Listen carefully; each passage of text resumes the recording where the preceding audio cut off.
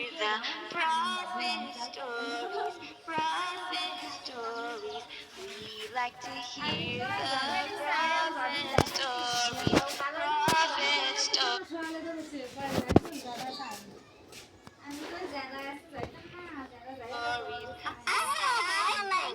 ওয়ালাইকুম আসসালাম। কেমন আছো তোমরা? আলহামদুলিল্লাহ, আমরা ভালো আছি। আমরা আপনার কাছে নবীদের গল্প শুনতে চাই। মাশাআল্লাহ, অনেক ভালো। মুসলিমদের জন্য নবীদের গল্প অনেক দরকার।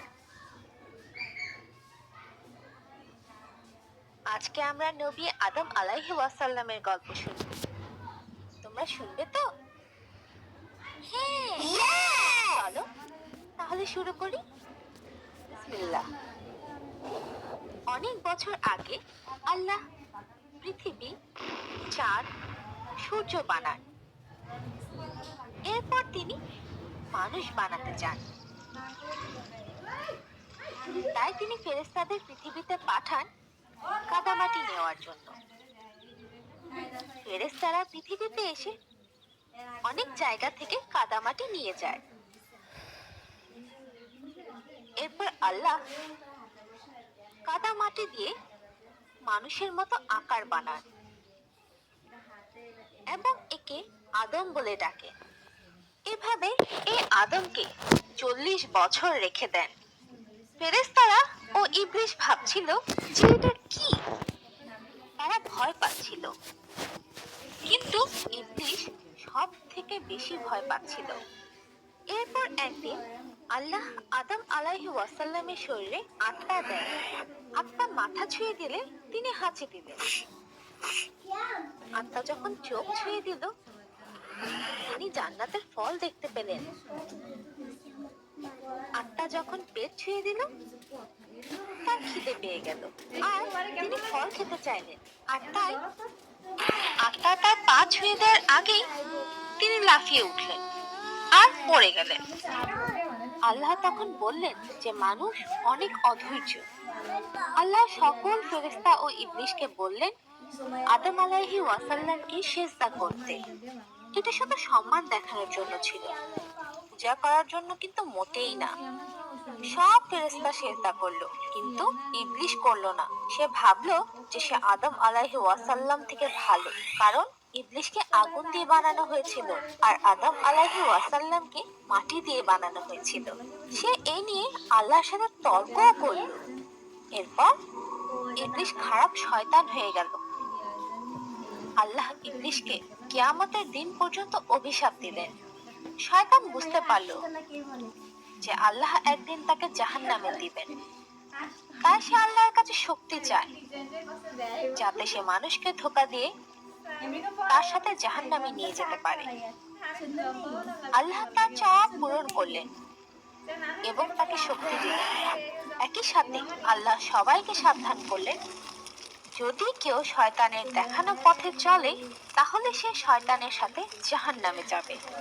আর তাই আল্লাহ আমাদের সঠিক পথে চলার জন্য কোরআন দিয়েছেন। শয়তান কেন মানুষকে ধোঁকা দিতে চায়? তোমরা কি কেউ জানো? কেউ বলতে পারবে? মানুষের জন্য ইবলিস শয়তান হয়েছে, তাই সে রাগ করে মানুষের ক্ষতি করতে চায় এবং নিজের সাথে জাহান্নামে নিয়ে যেতে চায়। মাশাআল্লাহ, ঠিক বলেছো। শয়তান আমাদের অনেক বড় শত্রু এবং খারাপ কাজ করে। ফেরেশতারা ভালো কাজ করে, আর মানুষ মানে আদম আলাইহি ওয়াসাল্লাম হলেন বুদ্ধির প্রতীক। আদম আলাইহি ওয়াসাল্লাম অনেক বুদ্ধিমান ছিলেন, কারণ আল্লাহ তাকে সবকিছুর নাম শিখিয়েছিলেন। মানব জাতির মা বিবি হাওয়াকে কিভাবে বানানো হয়েছিল? জান্নাতে আদম আলাইহি ওয়াসাল্লাম খুব একাকী অনুভব করতেন। একদিন তিনি ঘুম থেকে উঠে তার পাশে এক মেয়েকে দেখতে পান, যাকে আল্লাহ তার বুকের বাম পাশে সব থেকে ছোট হাড় দিয়ে বানিয়েছেন। আদম আলাইহি ওয়াসাল্লাম জিজ্ঞেস করলেন, কে তুমি? একটি মেয়ে, তোমাকে কেন বানানো হয়েছে? যাতে আমার সাথে তুমি খুশি থাকো। ফেরেশতাগণ আদম আলাইহিস ওয়াসাল্লামের বুদ্ধি কত সেটা জানতে চাইছিল, তাই তারা আদম আলাইহিস ওয়াসাল্লামকে জিজ্ঞেস করলো, হে আদম, এই মেয়ের নাম কি? হাওয়া। তার নাম হাওয়া কেন? কারণ তাকে জীবিত কিছু থেকে বানানো হয়েছে। আদম ও হাওয়া জান্নাতে সুখে বাস করছিল। আল্লাহ তাদের একটি গাছ বাদে কি সুন্দর হেডা সবকিছু ব্যবহার করার অনুমতি দিয়েছিল এবং তাদের বলেছিল যে শয়তান তাদের অনেক বড় শত্রু, সে চায় তাদের জান্নাত থেকে বের করে নিতে। তারাও বুঝতে পেরেছিল যে সেই গাছের ফল তারা খেতে পারবে না। এভাবে অনেক বছর কেটে গেল, আর মানুষের অভ্যাস হলো ভুলে যাওয়া। আদম আলাইহিস সালামও মানুষ ছিলেন, তাই তিনিও আল্লাহর আদেশ ভুলে গেলেন। শয়তান আদম আলাইহিস ওয়াসাল্লামের এই দুর্বলতাকে নিজের কাজে লাগালো। সে নিয়মিত আদম ও হাওয়াকে সেই নিষিদ্ধ ফল খেতে উৎসাহিত করতে বেশি ভালো লাগছে না ভাবি। একদিন তারা আল্লাহর আদেশ পুরোপুরি ভুলে গেল ও নিষিদ্ধ গাছ থেকে একটি ফল খেয়ে নিল। তারা ফল খেয়ে শেষ করার আগেই তাদের মুখে অনেক কষ্ট অনুভব করলো, যেন ব্যথা, লজ্জা ও দুঃখে তা ভরে গেছে। চারিদিকের পরিবেশ পাল্টে গেল, আনন্দ গান বন্ধ হয়ে গেল। তারা দেখলো তাদের গায়ে কোনো কাপড় নেই, তাই তারা তাড়াতাড়ি করে পাতা দিয়ে নিজেদের ঢেকে নিল। তারা আল্লাহর আদেশ অমান্য করেছিল, তাই তাদের জান্নাত থেকে বের করে দেওয়া হলো। তারা পৃথিবীতে কখন এসেছিল? শুক্রবার দিন তারা পৃথিবীতে এসেছিল এবং তাদের শুক্রবারই বানানো হয়েছিল, তাই সপ্তাহের সব থেকে ভালো দিন হলো শুক্রবার। এটা তোমার তো সুন্দর লাগে। তারা পৃথিবীর কোথায় প্রথম পা রেখেছিল? According to Ibn Umar, রাদিয়াল্লাহু আনহু বলেছেন, আদম আলাইহিস ওয়াসাল্লাম আস-সাফা ও হাওয়া আলাইহিস ওয়াসাল্লাম আর মারওয়া পাহাড়ে এসেছিলেন। আদম আলাইহিস ওয়াসাল্লাম জানতেন যে তাকে পৃথিবীতে কষ্ট করতে হবে, তার পরিবারকে কাপড় ও অন্যান্য জিনিস দিয়ে ভয়ঙ্কর জন্তু থেকে বাঁচাতে হবে এবং সব থেকে জরুরি শয়তান থেকে নিজেদের রক্ষা করতে হবে। পৃথিবীতে তারা তাদের নতুন জীবন শুরু করলেন। তাদের যমজ সন্তান হলো কাবিল ও তার বোন। এরপর আবার তাদের যমজ সন্তান হলো হাবিল ও তার বোন।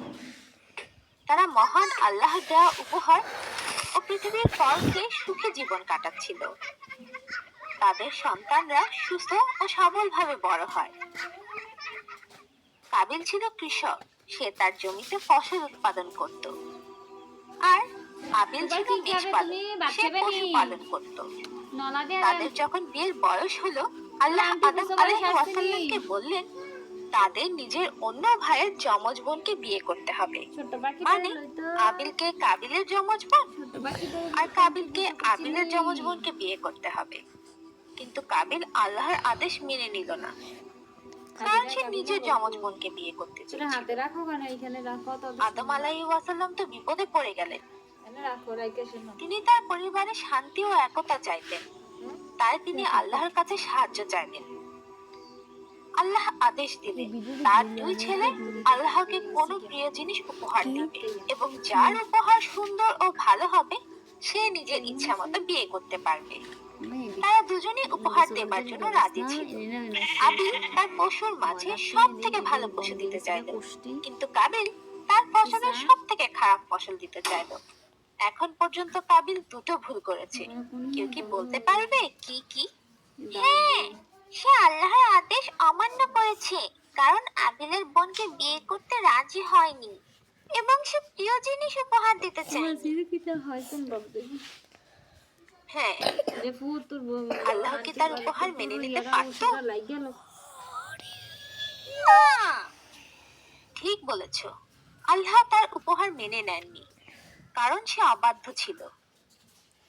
এর ফলে কাবিল অনেক রেগে যায়, কারণ সে তার সুন্দর বোনকে বিয়ে করতে পারল না। তার রাগ তাকে শয়তানের পথে নিয়ে গেল এবং সে আবিলকে হত্যার হুমকি দিল। একদিন আবিলের কাছ থেকে ফিরতে দেরি হচ্ছিল, তাই আদম আলাইহিস ওয়াসাল্লাম কাবিলকে পাঠালো তার খোঁজ নিতে।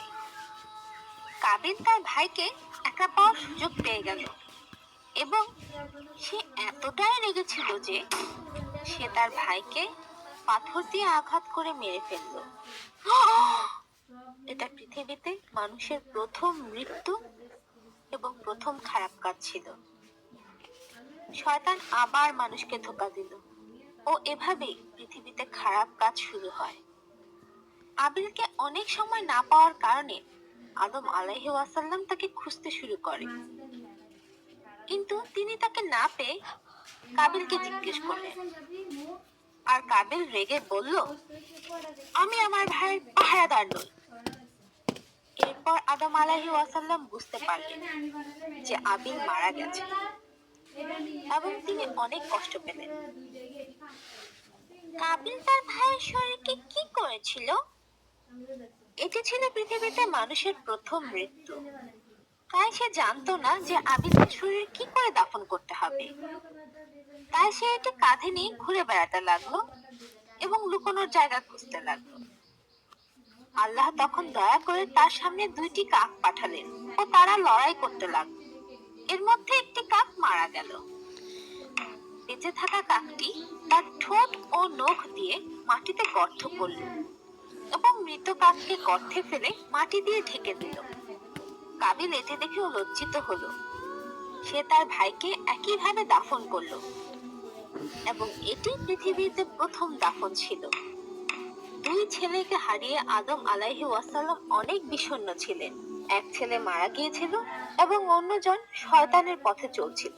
তিনি তার পুত্রদের জন্য প্রার্থনা করলেন এবং তার অন্যান্য সন্তানদের ও নাতি নাতনিদের উপদেশ দিলেন। তাদেরকে আল্লাহ সম্পর্কে বললেন এবং তার প্রতি ঈমান আনতে বললেন। তিনি শয়তান সম্পর্কেও তাদের বলেন এবং তার নিজের অতীতের গল্প শুনিয়ে তাদের সতর্ক করেন। তিনি তাদের বলেন যে কিভাবে শয়তান কাবিলকে তার ভাই আবিলকে মারার জন্য উৎসাহিত করেছিল। এভাবে অনেক সময় চলে যায়। আদম আলাইহিস ওয়াসাল্লাম বৃদ্ধ হয়ে যান এবং তার পৃথিবীতে অনেক সন্তান হয়। আদম আলাইহিস ওয়াসাল্লাম মৃত্যুর নিকটে আসলে তিনি তার পুত্র সেথকে মানুষের জন্য পরবর্তী পথ প্রদর্শক হিসেবে নিযুক্ত করলেন। আদম আলাইহিস ওয়াসাল্লাম মৃত্যুর কাছাকাছি হলে তিনি জান্নাতের ফল খেতে চাইলেন। তাই তার সন্তানরা ফল খুঁজতে বেরিয়ে পড়ল।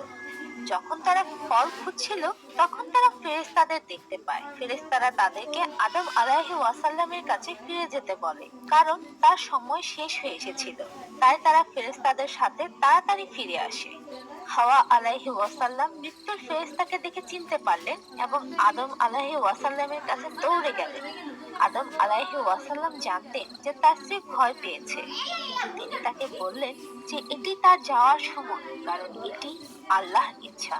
তার মৃত্যুর আগে তিনি তার সন্তানদের বলেন যে আল্লাহ পৃথিবীতে মানুষকে একা ছেড়ে দেবেন না, বরং তিনি নবীদের তাদের সহায়তার জন্য পাঠাবেন। নবীদের বিভিন্ন নাম, বৈশিষ্ট্য ও অদ্ভুত ক্ষমতা থাকবে, কিন্তু তাদের সবাই এক বিষয়ে মিল থাকবে, আল্লাহর ইবাদত করা। আদম আলাইহিস ওয়াসাল্লাম চোখ বন্ধ করে নেন এবং ফেরেশতারা তাকে ঘিরে ফেলে। যখন তিনি তাদের মধ্যে মৃত্যুর ফেরেশতাকে চিনতে পারলেন তখন তিনি মনে মনে খুশি হলেন। ফেরেশতারা তার আত্মাকে শরীর থেকে আলাদা করে নিয়ে গেল। এরপর তারা তার জন্য দোয়া করলেন এবং তার জন্য কবর খুঁড়ে তাকে কবরে শুইয়ে দিলেন। এটাই সেই সময়ের নিয়ম ছিল। আজকে আমাদের গল্প এখানেই শেষ। ইনশাআল্লাহ এরপর আমরা অন্য কোনো নবীর সুন্দর গল্প শুনবো।